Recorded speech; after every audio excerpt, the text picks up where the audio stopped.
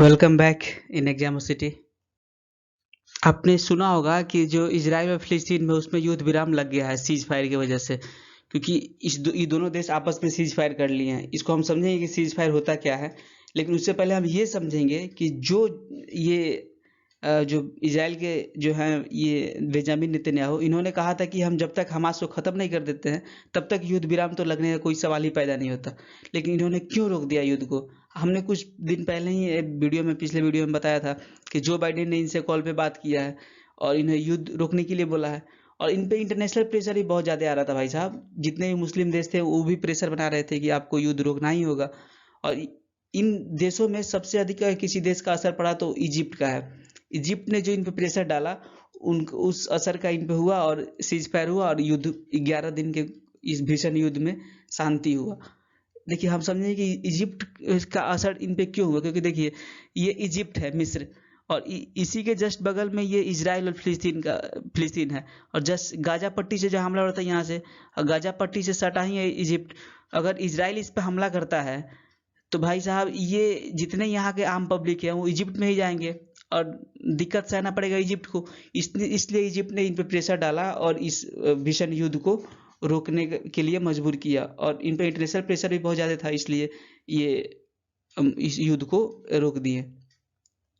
इस युद्ध में जो हमास है वो 4000 से अधिक रॉकेट छोड़ा है इजराइल पे, और इजराइल ने भी 2000 से अधिक एयर स्ट्राइक किया है, जिस वजह से हमास में कुल 1700 से अधिक लोग घायल हो गए हैं और 58,000 लोग बेघर हो गए हमास में। और 2300 से मतलब 230 लोग से अधिक मतलब मर गए हैं हमास में। और जो हमास हमला किया है इजराइल पे उसमें कुल 13 लोग मरे, जिसमें से 2 बच्चा है, 1 सैनिक है और 3 विदेशी है। 13 लोग इजराइल में मरे हैं।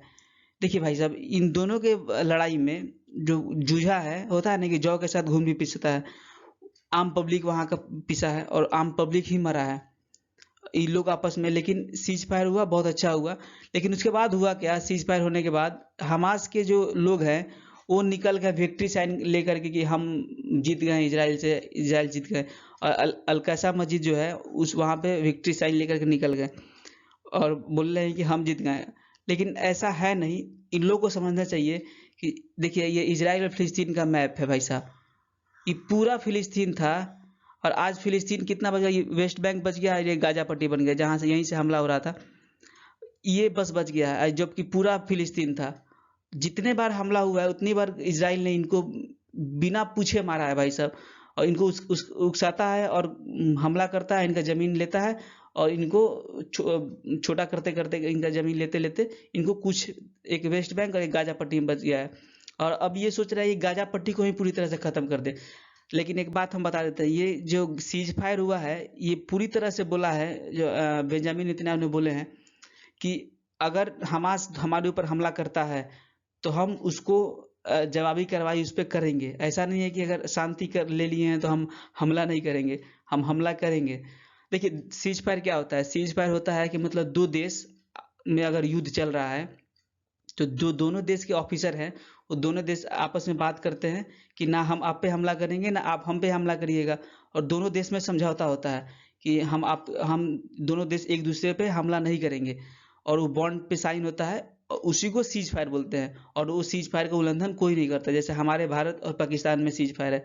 लेकिन पाकिस्तान यार उसको तो मतलब क्या बोले हम, ऐसा रद्दी देश है वो हमेशा उल्लंघन करता है, सीज फायर का हमला करता है, जिस वजह से हम लोग को भी कार्रवाई करना होता है। उस सीज फायर इसी को बोलते हैं कि 2 देश आपस में मिलके बातचीत करके एक पेपर साइन करते हैं कि आप हमारे देश पे नहीं करेंगे, हम आपके देश पे नहीं करेंगे, और उसी के बाद समझौता होता है। इसी को सीज फायर बोलते हैं। वही इन दोनों देश में हुआ है। हम ये हम बात समझेंगे कि क्या ये हमास जो बोल रहा है कि हम जीत गए, ऐसा हुआ है क्या?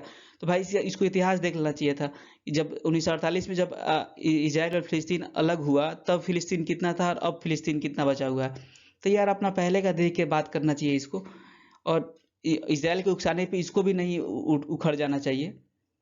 तो दोनों देश को शांति बना के रखना चाहिए क्योंकि आम पब्लिक इसे जूझता है। तो आई होप कि आपको ये वीडियो समझ में आया होगा। Thanks for watching.